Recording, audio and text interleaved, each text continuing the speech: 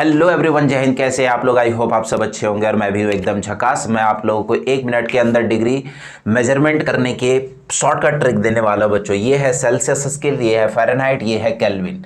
Celsius के अंदर आप देख सकते हैं 2 लेवल है, एक है आइस लेवल और एक है स्टीम लेवल। इसके लिए भी स्टीम लेवल, आइस लेवल, इसके लिए steam level, ice level. Ice level का टेम्परेचर देख सकते हैं 0 डिग्री, इसमें है 100 डिग्री, इसका है 32 डिग्री, इसमें है 212 फ़ारेनहाइट डिग्री में, और ये है 273.15, 373.15। अगर तीनों का मैं मिला के कॉमन फॉर्मूला लिखूं तो लिखने का ट्रिक क्या है? C-0 upon 100 minus 0।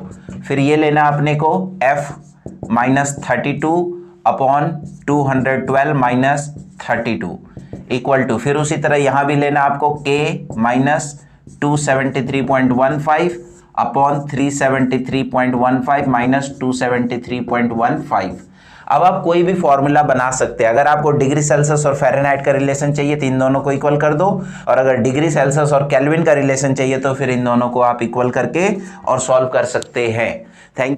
तो अगर हम इसे रिलेशन सॉल्व करते हैं, अगर आप रिलेशन निकालना चाहते हैं, सपोज कि डिग्री सेल्सियस का रिलेशन फ़ारेनहाइट के साथ, तो आप इन दोनों को इक्वल करना है, और अगर डिग्री सेल्सियस का केल्विन के साथ तो इन दोनों को इक्वल करना है।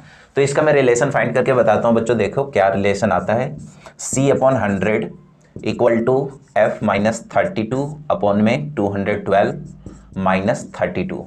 अब देख सकते हैं डिग्री सेल्सियस और फ़ारेनहाइट की मैं बात कर रहा हूँ। अब एक साइड हम डिग्री सेल्सियस और केल्विन की बात करेंगे। K माइनस 273.15 अपॉन में इन दोनों को माइनस करेंगे 373.15 माइनस 273.15। पहले हम इसे सॉल्व करते हैं बच्चों।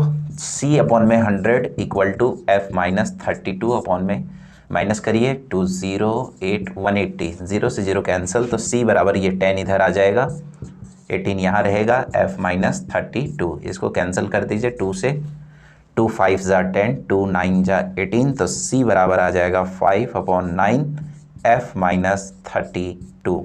इस तरीके से आप डिग्री सेल्सियस की वैल्यू निकाल लिए। यहाँ पर अगर आपको डिग्री सेल्सियस पूछा गया है तो डिग्री सेल्सियस फाइंड कर लीजिए, फ़ारेनहाइट पूछा है तो फ़ारेनहाइट बता दीजिए, ठीक है। कई बार आपसे ये पूछा जाएगा कि अगर मान लो डिग्री सेल्सियस और फ़ारेनहाइट दोनों को अगर हम इक्वल कर देते हैं तो टेम्परेचर क्या आता है। तो आप यहाँ भी x रख लीजिए, यहाँ भी x रख लीजिए, फिर वहाँ से आप फाइंड कर सकते हैं। मेरे हिसाब से -40 डिग्री एक ऐसा टेम्परेचर होता है, कितना? -40 डिग्री। यहाँ पर जो डिग्री सेल्सियस होता है वो फ़ारेनहाइट के बराबर होता है। आप फाइंड आउट करके देख सकते हैं। अगर इसका रिलेशन निकालता हूँ मैं C अपॉन में 100, तो ये आ जाएगा K माइनस 273.15 अपॉन 100।